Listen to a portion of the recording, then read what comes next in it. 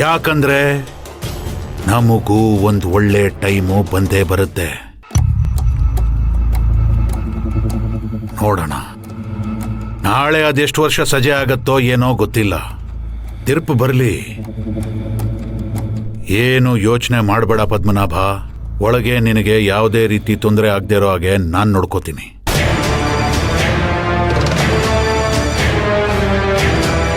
ನಾಳೆ ಅದೆಷ್ಟು ವರ್ಷ ಸಜೆ ಆಗತ್ತೋ ಏನೋ ಗೊತ್ತಿಲ್ಲ.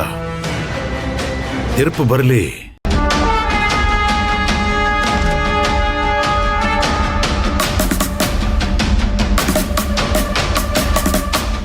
ಇಲ್ಲ, ನಾನು ಇವ್ರ ಕೈಯಲ್ಲಿ ಸಿಕ್ಕಾಕೊಂಡಾಗ್ಲೇ ಎಚ್ಚೆತ್ಕೋಬೇಕಾಗಿತ್ತು. ನನ್ನ ಮಗಳ ಮಾತು ನಾನು ಕೇಳಬೇಕಾಗಿತ್ತು.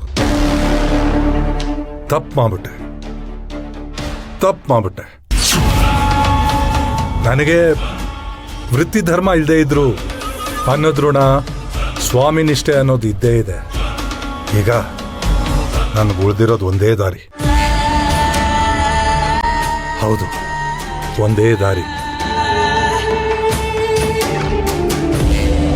ಅದೇ ಸರಿ.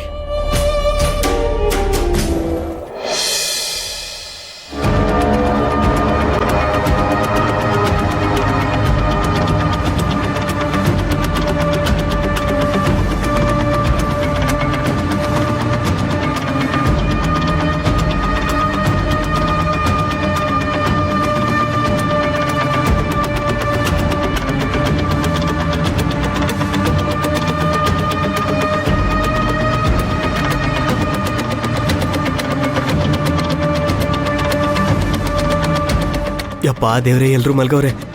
ಇದೇ ಕರೆಕ್ಟ್ ಟೈಮು. ಈ ನನ್ನ ಮಕ್ಕಳು ಸವಾಸನೆ ಬೇಡಪ್ಪ, ಹೋಗ್ಬಿಡೋಣ. ಅಯ್ಯೋ ದೇವ್ರೆ, ಕಾಪಾಡಪ್ಪ. ನನ್ನ ಪಾಡಿಗೆ ನನ್ನ ಜೀವನ ನಾನು ನೋಡ್ಕೋತೀನಿ.